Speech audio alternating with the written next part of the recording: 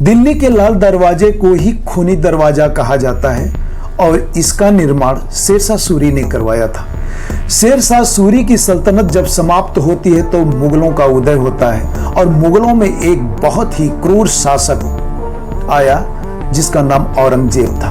औरंगजेब अपने ही सगे बड़े भाई दारा शिकोह की गर्दन को काटकर उसके सिर को उस दरवाजे में लटकवा दिया ताकि उसकी सल्तनत के लोग देखकर ये सबक लें कि उसके खिलाफ जाने का परिणाम क्या होगा।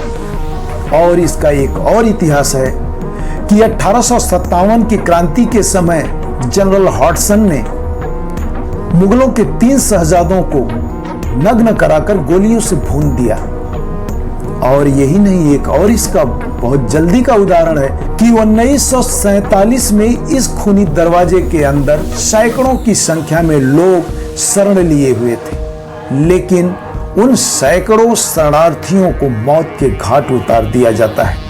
वहां की धरती खून से लाल हो जाती है और उस खून के छींटे उस दरवाजे पर होते हैं, इसलिए उसको खूनी दरवाजा कहा जाता है। फ्रेंड्स, ये तो है उस दरवाजे का इतिहास, लेकिन एक इसका छिपा हुआ इतिहास है जिसे आज हम इस वीडियो में जानने की कोशिश करेंगे।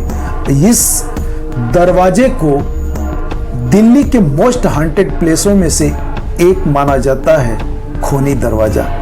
फ्रेंड्स, इस स्थान को भूतहा भी कहा जाता है, लेकिन ऐसी ही स्कैरी, हॉरर और मिस्टीरियस स्टोरी के लिए सब्सक्राइब कर दीजिए इस चैनल को। 3 फ्रेंड्स थे, सतीश, नीलेश और पिंकू। तीनों बैठ के बियर पी रहे थे और जब बियर थोड़ा इनको चढ़ता है ना तो उनमें से एक कहता है कि चलो यार किसी ऐसे स्थान पे चलते हैं जहां खुलापन हो और वहीं बैठ के बाकी बियर का मजा लेते हैं। तीनों बाइक पर सवार हो जाते हैं। बारिश का मौसम था और ये सड़कों पर चल रहे होते हैं, लेकिन जब ये लगभग उस लाल दरवाजे के पास पहुंचे तभी बहुत तेज बारिश और आंधी आ गई और इस मौसम में इनको बाइक चलाना पॉसिबल नहीं हो रहा था, तो ये बाइक वहीं सड़क के किनारे खड़ी कर देते हैं और तीनों उस लाल दरवाजे यानी खूनी दरवाजे की तरफ बढ़ जाते हैं और कहते हैं कि चलो जब तक बारिश थोड़ा थमती नहीं है यहीं बैठ के हम लोग इस बाकी बियर का पूरा मजा लेते हैं। नीलेश और सतीश सीढ़ियां चढ़ के दरवाजे की ऊपर वाली मंजिल पर जाने के लिए चलने लगते हैं, लेकिन पिंकू वहीं खड़ा रह जाता है और वो दोनों जाके वहीं ऊपर वाली मंजिल पर बैठ के वहीं बियर पीने का पूरा फुल मजा लेने लगते हैं। लेकिन फ्रेंड्स, पिंकू वहीं खड़ा था, बारिश हो रही थी, तभी पिंकू को ऐसा लगा कि उसके शरीर पर कुछ गीला गीला सा आया है। उसने उस चीज को ऐसे हाथ में लेकर और परखने की कोशिश की। अंधेरा बहुत था तो वो पानी जैसा नहीं था, लसलसा जैसा उसे लगा, तो वो चौंक गया। तभी तेज बिजली चमकती है और उसके उजाले में देखता है तो उसके हाथ में खून लगा था। यह देख के तो वो सन्न रह गया, उसके पैरों तले जमीन खिसक गई। लेकिन तभी उसे ऐसा आभास होता है कि उसके ठीक पीछे से कोई सरक कर दीवार की आड़ में चला गया। वो डर सा गया और वो भी भाग के सीढ़ियां चढ़ के अपने फ्रेंड्स के पास चला गया। जब वो वहां जाता है तो उसके फ्रेंड्स दोनों बैठ के वहीं पर बियर का पूरा मजा ले रहे थे, लेकिन पिंकू की नजर ऊपर की तरफ जाती है तो देखता है कि एक सिर कटा हुआ वहां लटक रहा है और उससे खून टपक रहा है। फ्रेंड्स, ये देख के पिंकू तो बिल्कुल बदहवास था।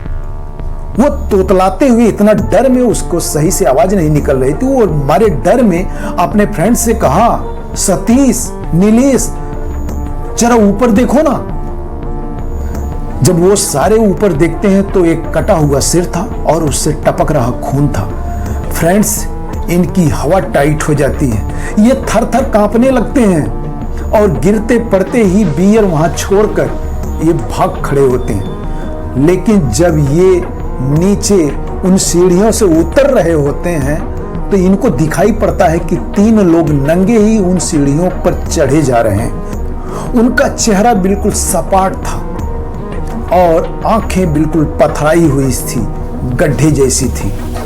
फ्रेंड्स, ये लोग उनको ध्यान से देखते हुए सीढ़ियां उतर आते हैं नीचे, लेकिन तभी इनको सुनाई पड़ता है कि अंदर बहुत तेज से रोने की, चिल्लाने की आवाज आ रही है।